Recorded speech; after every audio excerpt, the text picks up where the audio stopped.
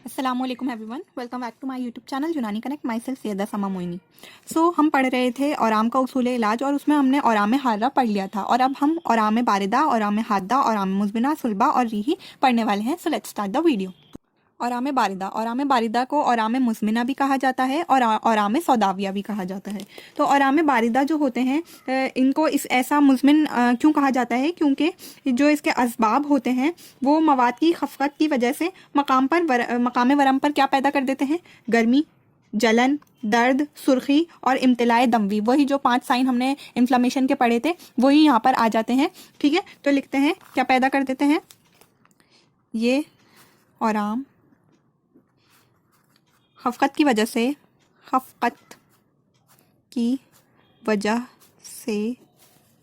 Worm पर गर्मी, सोजिश यानी जलन, सोजिश। थर्ड है दर्द, सुर्खी और इम्तिला। दर्द, सुर्खी और इम्तिला का मतलब मैं आपको पहले भी बता चुकी हूँ, भरा होना किसी चीज़ का। तो ये जो अमराज होते हैं इनके अंदर ये 5 जो हैं साइंस पाए जाते हैं और इन्हें कहते हैं हम औराम बारिदा।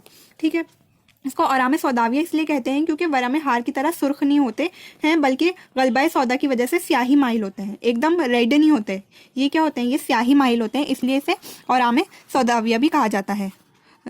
स्याह होने की बिना पर औराम सौदाविया भी कहते हैं।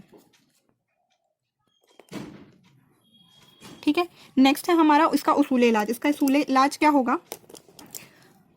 इसका जो उसूल इलाज होता है वो औराम हार जो होते हैं उनके मुकाबले में ज़्यादा देर तक होता है और ज़्यादा कॉम्प्लिकेटेड होता है। क्यों? क्योंकि इसके अंदर जो चेंजेस आते हैं वो किस वजह से आते हैं? वो अखलात और मिजाज के जो है मुज़मिन खराबियाँ यानी क्रॉनिक जो खराबियाँ होती हैं। जाहिर सी बात है, जब वर्म बनने में देर लग रही है, क्रॉनिक हो रहा है जो औराम है, तो जाहिर सी बात है उसके ट्रीटमेंट में भी देर लगेगी। ठीक है, तो इसका जो इलाज होता है वो इसका इलाज ज़्यादा देर तलब और दुश्वार होता है। ज़्यादा देर तलब और दुश्वार यानी मुश्किल होता है, दुश्वार होता है। ज़रूरी नहीं कि आप एग्जैक्टली मेरे जो वर्ड्स हैं वैसा का वैसा याद करें, जैसा आसान हो, जो जैसी लैंग्वेज आसान लगे वैसे याद करें। ठीक है, अब इसका इलाज क्या करेंगे? इसका पहला इलाज ये होगा कि हम क्या करें? सबब का इजाला, हमेशा की तरह सबब का इजाला।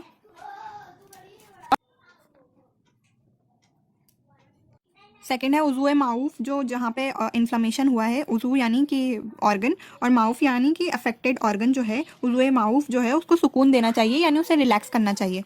तो सेकेंड क्या हो गया? उज़ू माऊफ को सुकून दिया जाए। थर्ड है मवाद का इमाला लज़ा के ज़रिए। लज़ा यानी वहाँ पर इरिटेशन पैदा करने के, और इरिटेशन पैदा करेंगे तो फिर क्या होगा कि वहाँ पे ब्लड सप्लाई जो है वो बढ़ जाएगी इरिटेशन की वजह से। तो इस तरह से भी इसका किया जा सकता है। वरम के मकाम पर दबाव पैदा करके भी इसका उसूल इलाज किया जा सकता है। उमूमी बदन की इस्लाह मुसफ़ियात के ज़रिए, मुसफ़ियात यानी उमूमी बदन यानी जनरल जो हमारा बॉडी है उसकी जो इस्लाह करेंगे हम कैसे करेंगे? मुसफ़ियात का इस्तेमाल करा के। मुसफ़ियात यानी साफ़ करने वाली दवाएं जो होती है उन्हें मुसफ़ियात के ज़रिए किया जाए। अम्ल बिल यद, और लास्ट जो है हमारा अम्ल बिल यद यानी कि ऑपरेशन से जो इलाज किया जाता है उसे हम अम्ल बिल यद कहते हैं। तो इस तरह से इसका उसूल इलाज होगा। नेक्स्ट हमारा औराम सुलबिया। सुलबिया का मतलब मैं आपको बता ही चुकी हूँ कि सख्ती, वो वरम जिनके अंदर सलाबत यानी कि सख्ती पैदा हो जाए, उन औराम को क्या कहते हैं? औराम सुलबिया कहते हैं। वो वरम जिनमें सलाबत यानी सख्ती पैदा हो जाए, औराम सुलबिया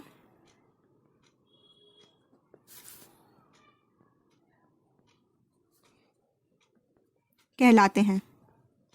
अब इसका उसूल इलाज क्या होगा? इसके उसूल इलाज में इसका उसूल इलाज ये होगा कि हम ऐसी दवाएं दें जो सख्ती को हटाएं, और सख्ती को हटाने वाली यानी कि क्या पैदा करने वाली? तलय्यन, नरमी पैदा करने वाली जो दवाएं होती हैं उन्हें हम इस्तेमाल कराएंगे। तो पहला है इसका मुलय्यन दवाओं का इस्तेमाल कराया जाए, मुलय्यनात का इस्तेमाल कराया जाए। ठीक है, उसके बाद सेकंड क्या होगा?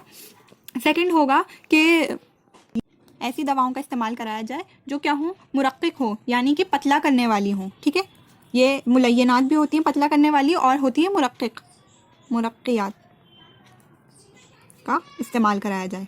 ठीक है, इन दोनों ही दवाओं के इस्तेमाल से क्या होगा कि जो वर्म है उसके अंदर हरारत बढ़ जाएगी और यबूसत कम हो जाएगी। ठीक है, और इसकी वजह से क्या होगा, फिर तहलील होने लग जाएंगे, जो भी फासिद मवाद हैं वो तहलील होने लग जाएंगे और सख्ती ख़त्म हो जाएगी।